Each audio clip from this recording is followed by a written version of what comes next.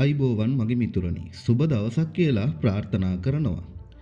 අපි අද කතා කරන්න බලාපොරොත්තු වෙන්නේ අද ලෝකයේ පවතින යුදමය ගැටලුත් සමග වටිනා කියන කාරණාවක්. මොකද යුද්ධය ගත්තාම යුද්ධය කියන දේ මතක් වෙනකොට ගොඩක් දෙනෙක්ගේ ඔළුවට නැගෙන්නේ මරණය සහ බය කියන කාරණාවන්.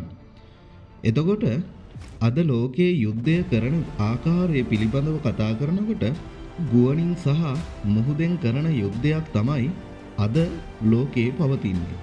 අපි එහෙනම් අද කතා කරමු ලෝකයේ පවතින බලගතුම ප්‍රහාරක යානයක් පිළිබඳව.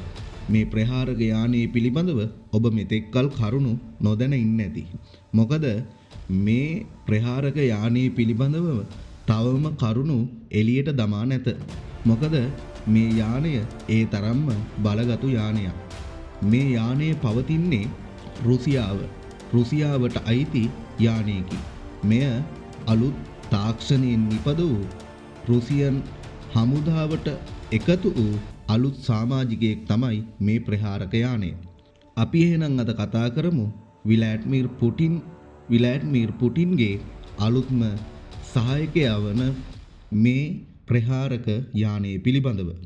මෙය රුසියාවේ නිෂ්පාදිත සුකෝයි Su-57 ෆෙලෝන් යනු ලොව පවතින නවීනතම සහ බලගතුම ප්‍රහාරක යාන අතරින් එකකි.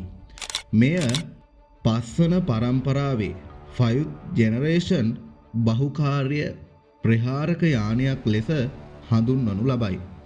අපි එහෙනම් අද මේ සුකෝයි Su-57 ෆෙලෝන් යනු ලොව පවතින නවීනතම සහ බලගතුම ප්‍රහාරක යානයේ පිළිබඳව විස්තර කතා කරමු.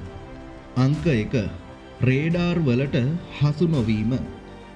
Su-57 නිර්මාණය කර ඇත්තේ රේඩාර් තරංග පරාවර්තනය අවම වන ආකාරයටයි. මෙහි ඇති ස්ටීල්ත් තාක්ෂණය නිසා සතුරු රේඩාර් පද්ධති වලට මෙම යානය හඳුනා ගැනීම ඉතා පහසු වේ. යානයේ අවි ආයුධ පවා රඳවා ඇත්තේ යානයේ ඇතුළත පිහිටි කුටිවලයි. ඉන්ටර්නල් වෙපන් බේස් කියන කුටි තුලයි. අංක 2. සුපිරි වේගය සහ හැසිරවීම. පර්ෆෝමන්ස්.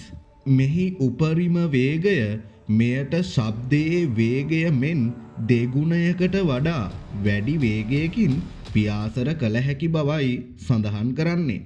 ශබ්දයටත් අභියෝග කරන ප්‍රහාරක යානයක් තමයි මේ නිපදවලා තියෙන්නේ. අතිරේක ඉන්ධන දහනයකින් තොරව ශබ්දයේ වේගය ඉක්මවා පියාසර කිරීමේ හැකියාව මෙයට පවතිනවා. මෙහි ඇති ත්‍රස්ට් වෙක්ටෝරින් තාක්ෂණය නිසා අහසේ ඉතා කෙටි ඉඩකදී ෂණිකව හැරවීමේ සහ විවිධ සංකීර්ණ ගුවන් අභ්‍යාස සිදු කිරීමට මනා හැකියාවක් පවතී. එතකොට බලන්න මෙහි තිබෙන සුපිරි වේගය කොච්චරක්ද කියලා. අංක 3. අවි ආයුධ පද්ධතිය.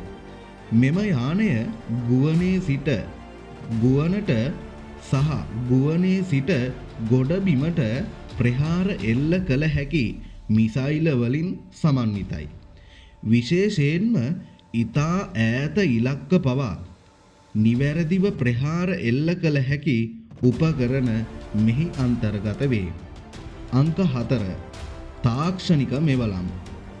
Su-57 සතුව ඉතා දියුණු රේඩාර් පද්ධතියක් සහ කෘතිම බුද්ධියක් AI ආධාරයෙන් ක්‍රියා කරන පද්ධති පවා මෙය නියමුවාට යුද පිටියේ තොරතුරු ඉතා ඉක්මනින් විශ්ලේෂණය කර ගැනීමට උදව් වේ. මෙහි ඇති වැදගත්ම කරුණක් වනුයේ ඇමරිකානු F-22 රැපෝටර් සහ F-35 යානාවලට ප්‍රධානතම තරඟකරුවා ලෙස රුසියාවේ මෙම Su-57 යානය හඳුන්වා දෙයි. බලන්න එතකොට යාළුවනේ රුසියාවේ පවතින මේ ඊටාම භයානක අලුතෙන් නිපදවන්නට යෙදුන ප්‍රහාරක යානය මෙහි පළමු පියාසර කිරීම 2010 ජනවාරි 29 වන දිනයි පළමු පියාසර කිරීම සිදු කර තිබෙන්නේ. මෙය සේවයට එක්වීම 2020 දෙසැම්බර් 25 වන දිනයි සේවයට එක්වී තිබෙන්නේ. එතකොට ලෝකේ බලවත්ම රටක් බවට මේ වනකොට රුසියාව පත් වෙලා ඉවරයි. එතකොට රුසියාවේ තිබෙන මේ බලගතු ප්‍රහාරක යානාවලින් එකක් පමණයි. මෙවන් වූ තොරතුරු සමග අප නැවත හමු වෙමු. ගිහින් එන්නම් සුබ දවසක්.